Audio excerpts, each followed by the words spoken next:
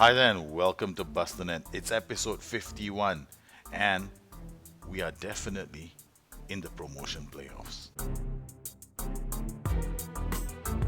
On the last show, we actually covered the match against Aston Villa where we lost 0-1 and we did call upon the services of Maurizio Sarri. We started using a system that's loosely based on Napoli in terms of its philosophy.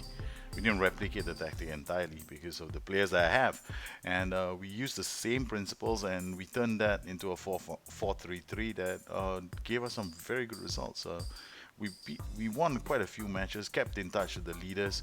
We not in a position to overhaul them, but there's still a chance that we could win the title, the championship. We're I think 4 points behind them, and we really have to hope somebody makes them slip up or we don't slip up. We had some very nice games and we've scored some fantastic goals along the way. But one match that really stood out for me was this match against Fulham.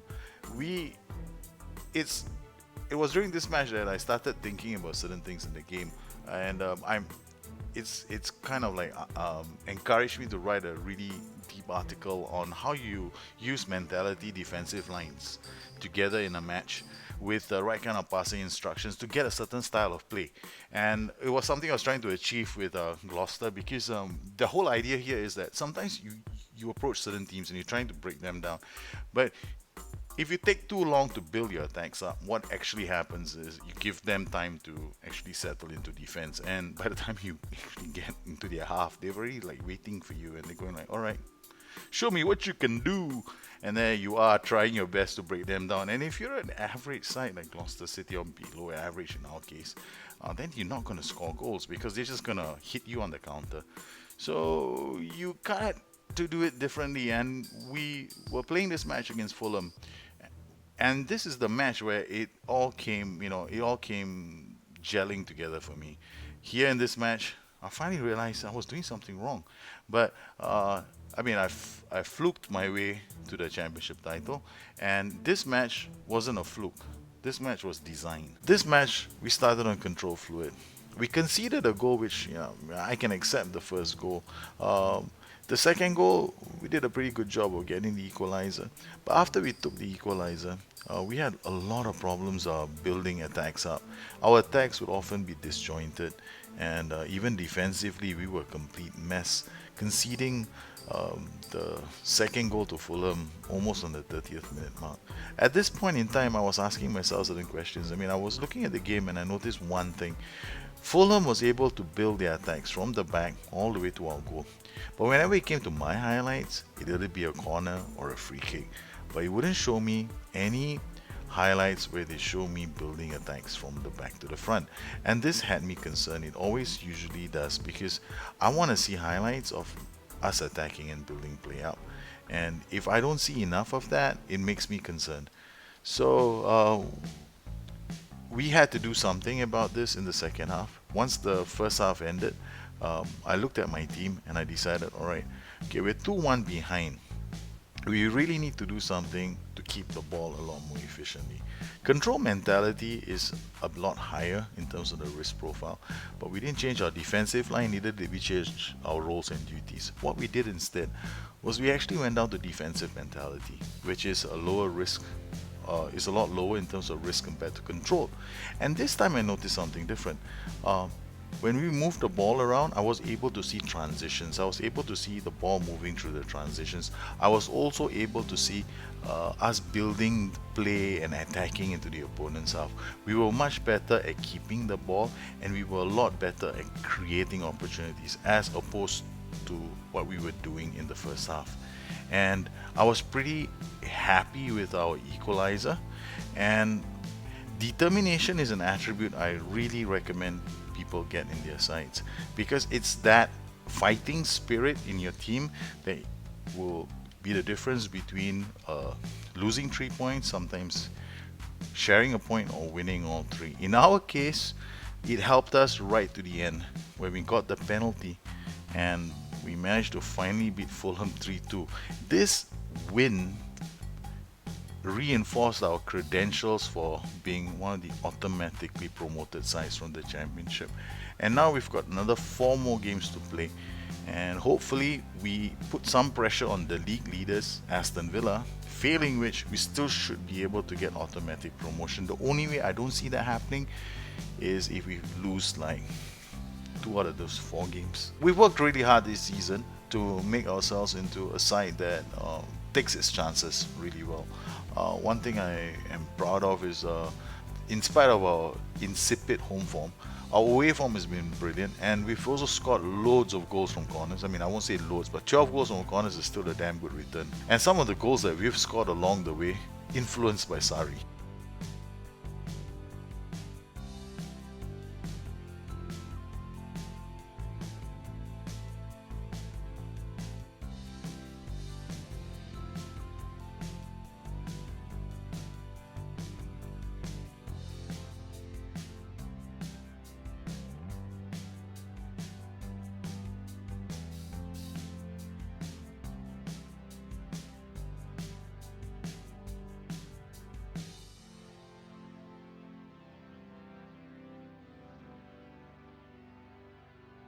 I'm pretty happy with the performance of some of our players.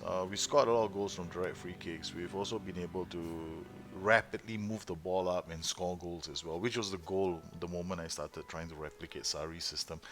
The other thing I want to try and do here in the next couple of days, or hopefully within the next 2 weeks, is write something up as well, because I've noticed that for those people who've already read my book, you probably by now know how to make really solid defensively good tactics, and you probably are able to get your teams playing the way you want them to. However, if you watch my videos, you probably see me taking it to a slightly different level where I actually switch things around. I adapt very quickly to games, and it can be challenging for a lot of people to do that, because there's you need to get out first. You need to get out of your comfort zone. Yeah, you gotta leave that mentality behind it. I don't want to change things. The second thing you need to do is, what can you do, and what can you do? I mean, like, okay, you've got this tactic that's working really well. How do you take a defensively solid tactic and give it a bit more oomph? Well, this is what we had with our 4-5-1. It was reasonably solid, and I decided, okay, how do I give it a bit of oomph? Okay, I can give it oomph, and he can go and score goals, and then after that, the same problem everybody gets, right? You start scoring goals, and then, oh no, I've taken a 2-goal lead and I've conceded 2 goals. Damn, what should I do? So what I'm gonna do is, I'm gonna write something up about mentality and defensive line, making them work within your roles and duties so that you can actually shift gears in the game. Now, the book already covers a lot of that. How I take you go from defensive, structured, how you can go to control attacking or control fluid. But what I have not done in the book is show you how you can combine everything with defensive line. Now, what I do in the Sarri system was I use my defensive line along with mentality, and I kind of toggle between the two during the game. I found a sweet spot. I noticed certain things happening my way, and I would switch a bit. I would draw them in, or I would press them and reduce space. Now, this requires me to use a lot of images, so that's the reason why I'm going to write a book. Because if I were to do it in a video, it can still be done, but yeah, editing it might take a long time. So I'll try and get a video version out for my patrons, but stay tuned for that little addition to come out very soon for all the patrons who've been with me for at least 3 months or more, and I'll get that update out to you guys as soon as possible. Now let's get back to our continuing adventures with Gloucester. There are still 12 points left on the board, and we can still be dragged into a relegation fight if we don't win at least 2 matches, or assuming these are the teams that are chasing us, like Brighton and Huddersfield, they fail to win all their matches. So the pressure is really on them. We should be able to coast into we should be able to get into a top 2 finish. I mean, I need a disaster to happen for that not to work our way. We've got this match against Derby coming up. All I'm going to do in this match against Derby is play the same way I've been playing. This time around, we're going to start a bit more conservatively. We're playing at home. Our home form has been shockingly bad. We're probably 7th on the home league table. Our away form has been brilliant. We're top of the table. So here we are. They are playing a 4-4-1-1, which looks like a pretty defensive 4-4-1-1. They don't really have. They're not really playing with attacking fullbacks. So we're gonna have to pay attention during the match and make adjustments accordingly. So let's just change things back to the classic. I hope that was what I hope that was what I was on. All right, we're gonna start this time. I'm gonna start defensive. Yes, I'm playing defensive straight away because I want to keep the ball a bit more efficiently. These are our shouts. We're not gonna change these shouts anymore. We're defensively fluid, and we're gonna start the match against Derby, and we're gonna try and work the ball possession a bit more effectively. At home, we've been kind of sick, you know, we're like a sick man at home. We can't really we haven't played that well at home. Away from home, I think teams have been attacking us a lot, which probably explains why we're able to hit them on the break so much. At home, we take the lead and we give it up. Edwards with the free kick goes over the bar. All right, we just suss them out for the first 15 to 20 minutes before I make a decision on what to do. Here, if I don't see enough highlights, like this doesn't tell me much, so I go to comprehensive and try and see more of the action. A corner from Rovini. Hanks, oh, Arthur Worry. He's been such a gem. So my set piece routines are very simple. I've got my strongest header at near post, and I've got another strong header at far post. That's how I play. And I've got one person always assisting the corner kick taker, so you can always get the ball back inside the box. The whole goal here is that if you don't win the header and you don't do a flick on, then you at least have a chance of doing something else with the ball. So this is what we always try and do. In this particular case, my player wasn't paying attention, so that transition worked out for Derby. Flanagan, great challenge, balls off to Rovini. Rovini is brought down by Ryan Shutton. Our referee doesn't penalize him. Junka with a throw to Edwards. Junka again. Here, all right, what am I looking at now? Now I'm looking at transitions like, okay, essentially when I talk about transitions, I want to see what happens. What we've just seen is them moving the ball from defense to midfield, right into attack. However, when they were in attack, notice a long shot. That long shot gives me a clue. Okay, they didn't get enough players into attack, so I watch it again. Instead, now we read the pass, and I'm looking at our transitions. Well, McCallum, he was that isn't really his fault. The player was a lot better at this for his first touch and composure.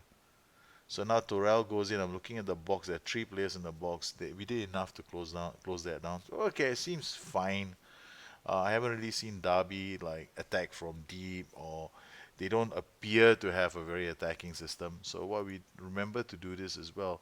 I like to see certain things in the match. One is action zones. The other one I would like to see is the Derby formation. Now these two tell me something. Last 5 minutes, Derby have had most of the possession in midfield. Secondly, they are either playing on standard or control because there's no attacking here, there's no contain here, and there's no overload here. So it's obviously standard or control, definitely not defensive. 4-4-1 would be defensive. So they're on standard and control. We are playing defensively, so we can still keep it going. Um, we're not doing that badly, and our transitions look all right. Bone gets it there into the box. They work the opportunity, flanks. Flanagan to flinch, back to Bone. Bone holds the ball up. McCallum, it hits yard pride. So what do I do? Nothing. Okay, we look pretty comfortable. I don't want to push the ante, so we'll just keep this going. Rovini to artillery, clears the danger. Again, we don't win the second ball. That's a bit of a disappointment. Again, here I'm taking Rovini took the corner, but I'm more interested in who was the person beside him now. So far, we haven't been doing too badly with those routines. Finch, oh, he's been brilliant this season. Wins the ball back, broke their transition up. Once again, I don't see a midfield to attack transition from the AI. However, there's very little we can do if it's a throw in and a goal. So we don't want to get depressed because of that. Uh, Ball gets to Edwards. Now they inside the box. Notice at this point when they went in, I'm pretty happy with our defense. Why? When he had the ball, he had to hold up the ball or work the ball because he had absolutely no passing options, which means Defensively, Fluid, we are fine. Solid looking, we're looking very solid defensively. I can afford to be patient. I don't need to go chasing for a goal because it's only the 27th minute. We can wait because they are going to get tired eventually as well. So there's no point in rushing. Hangs to Rovini. Rovini with the ball, holds it up. As at this point, we are what it. There's a certain phase in the game I like to call the midfield phase. Now the midfield transition is actually broken down into two phases. We've got consolidation, we've got penetration. This is consolidation. This is when we're trying to build something up. We're getting enough players back to support the ball carrier. At the moment, the midfield players aren't all there. We don't see other players coming in to support him. So I'm waiting for the consolidation phase to end. Rovini with the ball. He's still trying to, we're still consolidating. Now we're looking into the penetration phase. How do I know it's the penetration phase? He just made an attacking run. And he's actually on an attack duty. So he laid off the pass of Hewitt and he's now looking to make a run. So that tells me we're in the attacking phase already.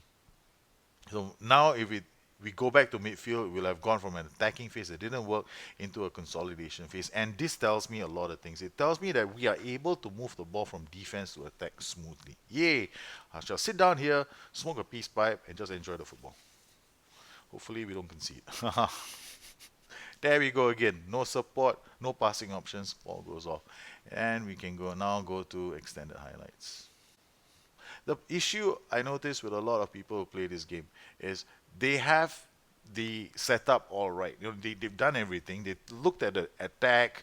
They've looked at their roles, their duties. And I tell you something, roles and duties are the easiest thing to set up in the game. Honestly, they are really easy.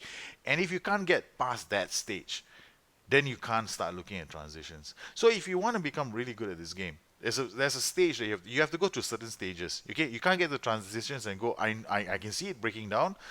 Yeah, but the game's busted. Because it's not working the way it is. Nope. If your roles and duties have been set up right, then your transitions will be perfect. If your roles and duties were not set up right, that means you either didn't choose the right players or your roles and duties basically sucked. Then your transitions are going to suck. So it's a bit of a balance between looking at your tactic and looking at the AI system as well. What is the AI playing? The AI now is playing a 4-4-1-1. My AI is probably on standard and what looks like structured. The AI has not committing so many players into attack. The AI could easily go from standard structured to standard fluid, which is very likely. I do expect the AI to up the ante eventually. And if it changes shape, it will. It might. It definitely does change roles. This goes without saying. And if you don't have a skin that tells you what the roles and duties are of the AI, then we have one on our Discord channel called the FM Learner Plate skin, where we actually put up the roles and duties for people so that they can get into the habit of saying, oh, I see the roles have changed. All right, now I can try and do something different. Personally, I don't like to use them right now because I used to last season on FM15 and FM16, but I found that it made the game increasingly predictable for me. So now I refuse to use them. However, I do encourage people who are not used to understanding what roles and duties do and to go out there and use the learner plate skin. Now, once again, this skin is available to all my patrons. So sorry for that. All my patrons on our Discord channel under the download section where you also find tactics and skins and views. So while I've been talking, we've taken a 1-goal lead against Derby County. And in terms of match stats, we're doing pretty fine. We haven't allowed them to have a single shot on target. Our whole goal in this game was to frustrate them. But right now, Derby have changed roles. If you're looking at this widget on this side, you'll notice one thing. Both of these have now gone into an attacking role, and the fullback here is as well has gone attacking. So now their right flank is a lot more attacking. So I've said this many times. All right, your tactics, they will adapt to your tactic. So they're coming. Their right flank is attacking because my left flank is attacking. So now they're coming down this flank. They notice that there's a weakness here, and they want to come and suss me out over here. So what I'm going to do, I will tell him to go on support, just one pillar, because this will encourage him to drop a bit deeper. Well, Kennedy has decided to chop somebody down. Nah, this is my boy. We have learned to play dirty with grinding out results, with scoring from free kicks and corners. This sounds like a very, very typical promotion side. Like, we grind out results. Again, Kennedy with the throw. Kennedy took all of 20 seconds to take the throw and he went to a highlight. 70 minutes. The AI has, once again, the AI has changed roles and duties. Now, after I made the change, it has changed back. So he's no longer attacking on that flank. And it's instead pushed up the central player into an attacking role. I'm just going to release Rovini again. Corner taken. Artillery shoots. Oh my lord, we should have had a second goal. This is where we are strong. We are now very strong in the set piece department. Rovini with the corner. Come on, boys. Do it one more time for Daddy. Finch shoots. Keeper is forced into a safe. Okay, if we win this match, chances are we could have sealed our promotion spot. Rovini into the box, and actually, if we win this match, then it'll be the first time I've actually comfortably won a home match this whole season. Hewitt, because I haven't been playing like this the whole season. At home, I've been very drama. Okay, in the first, I've been very attacking. I've been like very flashy at home, and I've paid the price. So this time I'm playing a very sensible game, which is how I would normally want to play this game. So yeah, we're playing defensively at home because I know that our ball retention hasn't been good, and we're not a very good team. If I was a team that was a lot better, maybe I'll do that. All right, they're gonna attacking 4-4-1-1. The AI has decided that he wants to attack hard. So we're going to bring on Dick Steele because he knows how to play hard too. So Dick Steele is going to come on for Jack Finch. No, I will leave. No, sorry. We'll leave Jack Finch there. We'll take Joe Hanks off and bring on Dick Steele. Oh, we can't make changes from there. I'm such a dodo bird. Joe Hanks will come on for Dick Steele. And I'm looking at other possible changes that I can make. But I think that should be enough. So now we're bringing the man who adds some heart into our midfield. Flanagan with the ball. Oh no, he's lost the ball. Again, now I know my defensive line is perfectly okay. The only way we're going to screw things up is Arthur decides that they should have a second chance. Rovini with the ball, plays it to McCallum. McCallum looks for options. This is how we play our football, direct as quickly as possible. But here, Bone decides not to cross the ball. But he's been very good at delivering assists for McCallum the whole season. Long ball down, De Havilland reads that, clears that. Sase with the ball. It's going to be about 3 minutes of stoppage. Black shoots from range again. Not a single shot on target from Derby County. We've been doing a good job of forcing them. And if they score from here, my monitor is going to be broken. Okay, don't worry. I swear to God, I'm going to break my monitor because this is not fair. We played quite well, and they scored from a corner. That's like us scoring from corners too. Come on, boys, defend. Kennedy, thank you very much. And he's offside. Yes, ref, he's offside. We're grinding out a sexy 1-0 win today. Archer, artillery again. Back to De Havilland reading that. Rovini has a chance. Now, one of the reasons why I play with an advanced forward on attack duty and a winger on attack duty is because I can break defensive lines rather easily. And those two, winger attack and my advanced forward on attack, they work very well together. So they both break defensive lines together and they're usually lining up for each other. So one crosses to the other and they score. No, you're not going to score today. Dick Steele is there. Yup. Yep. Gloucester have beaten Derby 1-0. It was a very smooth game. We enjoyed it. I enjoyed it. So there we go. They had one shot on target, and that was from the corner. Other than that, if I were to look at my team analysis and I'm looking at my possession and my heat map, I think we were pretty patchy with our heat map. Yeah, we are pretty patchy. We have good possession all over the pitch actually. If you look at it this way, all right, the flanks we control the flanks. All right, defensively we spend a lot of time with the ball in our own half as well. So we were able to tick-tock the ball here, and we controlled two interesting parts of the pitch. Both the flanks were ours, and the front in front of their goal. And yeah, this is kind of cool. This is a nice heat map. I like it. Then we have passes as well in terms of key pass combinations. Now this is a nice web. You can't get any better than that. Everybody is involved. There are no missing players. You want to pass the ball? Let's all hold hands. Let's all pass the ball together. Everybody had passes to play. So this is great. Key pass combinations from our keeper, 22. Would you believe that? 22 key pass combinations from the keeper to the fullbacks and to the central defenders. Gotta love it when a plan comes together. I feel like saving this match as well as a PKM. So Gloucester City, 78 points. We are on the way after this match. Yep, we are 9 points clear. Ladies and gentlemen, we have secured automatic promotion. There is no way we're not going to get promoted now. I'll tell you why. There is a mathematical possibility, I guess, that we will secure automatic promotion. We're 9 points clear of Brighton, but Brighton need to get us. They need to score quite a few goals to overhaul us if we lose our last 3 games. So I would safe to say, Gloucester City are true to the Premiership. Yes, I'm a very very happy little beaver. Yeah, I'm really happy. 25 goals from our loan signing Donald McCallum. Can you believe this? And look at his attributes. Does he even look like a 25 goal player? No, he does not. The only reason why he scored 25 goals at the start of the season, he wasn't kicking in. I was playing all these systems which weren't breaking people down at speed. And since we started playing no, Maurizio Sarri's, I won't say his system, but more like incorporating some of his elements, we created a lot of opportunities where he's one on one and there's nothing, he has to score.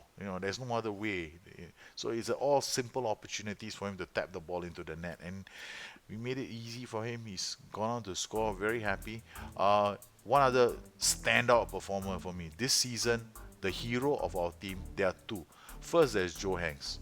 He is developed. This boy has really developed since his conference days. He's now got some attributes in the 14s and the 15s, which is a lot better than when we first got. I mean, he was in conference, he was only like 9, 11s. He had 1 or 2 11s, but now he's blossomed. And the other player is none other than Jack Finch. Now, when I signed this player on the first time, no idea how I was going to play him. But his attributes aren't, he doesn't have phenomenal attributes. There's nothing that says, oh, but get me into your team. But there was one thing that stood out for me, was his determination and his vision. As a ball-winning midfielder, to have high determination and vision makes up for a lot of the other attributes. So he's determined, he sees something happening, and he actually gets there. So he has done a fairly good job this season in terms of his performances. He is one of the standout players of the season for me. My defenders, well, what can you say about the two men at the back? My biggest worry this season was Will de Havilland. Now he has got very good bravery. He's a decent work rate. He's got like decent tackling, marking, and hitting. But one thing I was very worried about him was determination. He had very low determination. I doubt he's going to be a Premiership player. He did a good job at the back for us this season. The real standout was Arthur Worry. Now Arthur Worry, again, this guy had the whole package. He had jumping reach, he had tackling, he had marking, he had teamwork, work rate, determination. So he is definitely going to be in the team when we move up the ranks next season. And I'm also looking at Baldy. Now, Baldy did make a lot of mistakes this season. Again, here, he may not fit into my overall scheme as we go up. So we have a major problem next season. Once again, we go back to square one. Who am I going to find to get to play in the Premiership next season? That's going to be our biggest worry. Literally, we're going to go through the whole process all over again. I think half this team is going to be sold off. I'm going to put them all on the transfer market and see what money I can get, and then I'll build a team for the Premiership next season. Well, I hope you enjoyed this edition of the Gloucester City Diaries. I've tried to do it differently by explaining what transitions look like and what we can do in the game and what I look out for and how if I want to grind out a result, what I do exactly.